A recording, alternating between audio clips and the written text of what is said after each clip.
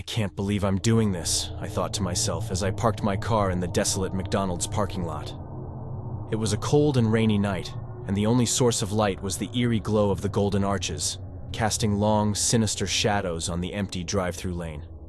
I had taken a part-time job at this McDonald's to make some extra money during the night shift, but tonight was different. The place felt wrong, like it was harboring a dark secret. I checked my phone. It was almost midnight, and I was alone, or so I thought. As I entered the restaurant, I was met with an unsettling silence. The humming of the fryer and the beeping of the order machines were absent. It was as if the whole place had been frozen in time. I walked to the back to punch in, but the time clock had stopped working too. Panic began to creep in as I felt a growing unease. I decided to call the manager, hoping for some guidance. I dialed the number, and the call went straight to voicemail. What the hell is going on? I muttered to myself, my breath visible in the chilly air. That's when I heard it, a faint whisper coming from the kitchen. I slowly made my way towards it, heart pounding in my chest.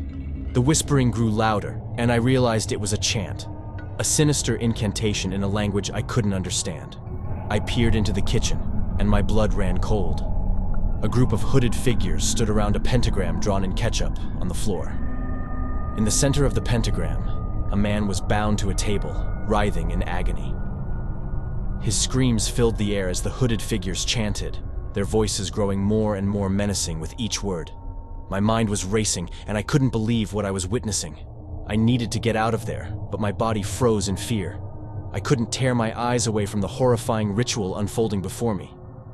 The hooded figures began to sprinkle salt in a circle around the pentagram. The man on the table was now covered in sweat, his eyes filled with terror. The chanting reached a deafening crescendo, and a dark, swirling vortex began to form above the pentagram. I finally managed to regain control of my body and stumbled backward, knocking over a stack of trays.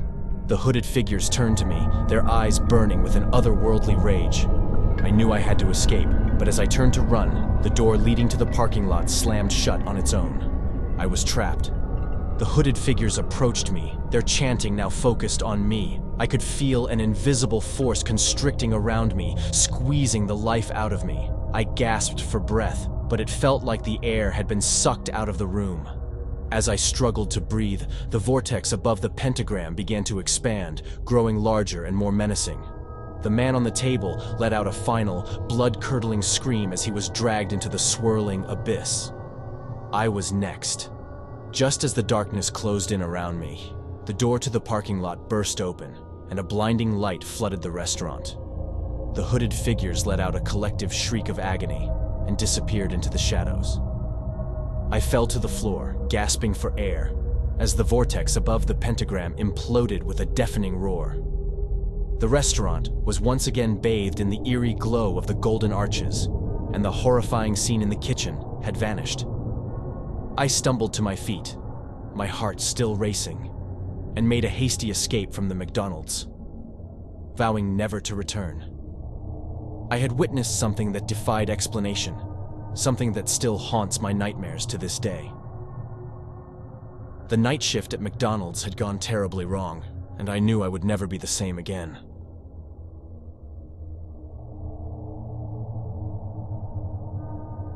It was a dreary Thursday night when I reluctantly clocked in for my shift at McDonald's. I had taken the night shift to pay off my student loans, but little did I know that this night would haunt me forever. The restaurant was almost empty, except for a couple of customers scattered around the dimly lit dining area. The harsh fluorescent lights above the counter flickered ominously, casting eerie shadows on the grimy floor. The stale smell of grease hung heavy in the air. As I prepared my station for the night, I couldn't shake the feeling that something was off. My coworker, Sarah, who was usually chipper, seemed unusually quiet and kept casting nervous glances towards the entrance. Then, I heard it. A faint melodic humming coming from the back of the restaurant. It was soft at first, barely audible over the sizzle of the fryer, but it grew steadily louder. The eerie tune filled the air, sending shivers down my spine. "Sarah, do you hear that?" I asked, my voice quivering. She nodded, her eyes wide with fear. "It's coming from the play area." We cautiously approached the play area, where the source of the humming became clear. There, standing in the middle of the colorful plastic balls, was a child. But something about him was deeply unsettling. His skin was unnaturally pale, and his eyes were completely black, like two endless voids. The boy continued to hum the haunting melody, swaying back and forth, completely oblivious to our presence. I called out to him, but he didn't respond. As I stepped closer, I noticed that the other customers had stopped eating and were staring at the child with a mixture of terror and fascination. Sarah and I exchanged nervous glances, unsure of what to do. But before we could react, the boy abruptly stopped humming, turned to face us, and let out a bone-chilling scream. His mouth seemed to stretch impossibly wide, revealing rows of sharp, jagged teeth. Panic erupted in the restaurant as customers fled, knocking over chairs and trays. Sarah and I backed away from the monstrous child, our hearts racing. It was then that I noticed the other employees, their faces twisted in terror, emerging from the kitchen, drawn by the boy's scream. As they joined us, the boy began to levitate, hovering several feet above the balls, his eyes fixed on us with an unrelenting malevolence. The air grew cold, and a sickening feeling of dread enveloped us all. Just as it seemed like the world was closing in on us, a deafening, inhuman roar filled the restaurant. The windows shattered and the lights flickered violently. The boy's body contorted in agony, and he vanished into thin air, leaving behind only a chilling silence.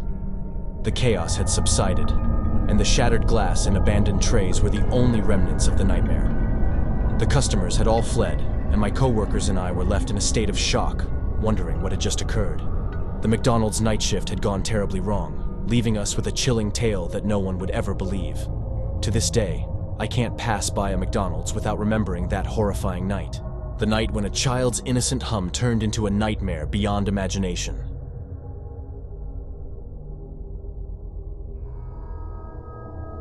It was just another mundane night on the McDonald's night shift, or so I thought. The fluorescent lights above the counter cast an unflattering glow on the greasy surfaces, and the incessant hum of the fryer filled the air. As I manned the cash register, I couldn't help but wonder why anyone would crave a burger at this ungodly hour. Then, the bell above the entrance jingled softly, announcing the arrival of a new customer. I looked up and froze in my tracks. A figure stood in the dimly lit lobby, obscured by a tattered hoodie and a baseball cap pulled low. They seemed out of place, almost unreal in the eerie stillness. My coworker, Emma, nudged me, urging me to take the order. I reluctantly approached the stranger, who remained eerily silent. I could barely make out their face in the shadows, but something about them sent shivers down my spine. "Can I take your order?" I stammered. The stranger leaned in, their voice a chilling whisper. "I'll have a Happy Meal." I fumbled for the register, feeling a growing sense of dread. Emma, too, had noticed the unease in the air and kept a watchful eye. As I punched in the order, the stranger reached into their pocket, producing a rusted keychain with a faded, childlike image. It was a vintage Ronald McDonald, the mascot of yesteryear. The stranger's face remained concealed, but their eyes bore into mine with an intense, unrelenting gaze. The Happy Meal bag, cold and damp, was placed on the counter. I hesitated for a moment before handing it over to the stranger. They snatched it away and, without a word, retreated into the darkness, leaving only a faint, haunting laugh echoing in their wake. Emma and I exchanged bewildered glances, our unease growing with each passing moment. We watched the surveillance cameras but saw no trace of the stranger's exit. It was as if they had vanished into thin air. As the night dragged on, we tried to shake off the encounter, chalking it up to a bizarre customer. But when we heard the laughter again, echoing through the empty restaurant, we knew something was horribly wrong. The once familiar surroundings now felt alien and foreboding. Shadows danced in the corners of the room, and the temperature plummeted. The sound of children's laughter grew louder, but there was no one there. Emma and I clung to each other, our fear intensifying. Suddenly, the vintage Ronald McDonald keychain reappeared on the counter, accompanied by a note that read, "Join us." Desperation and terror coursed through my veins as we realized that we were not alone in this nightmarish twist of reality. In the distance, the laughter grew into a frenzied chorus, and the walls seemed to close in on us. The night shift at McDonald's had become a waking nightmare, and I couldn't help but wonder if we had just stumbled into a world beyond our understanding. If you enjoyed the video, please make sure to smash that like button and subscribe for more scary horror stories. See you on the flip side.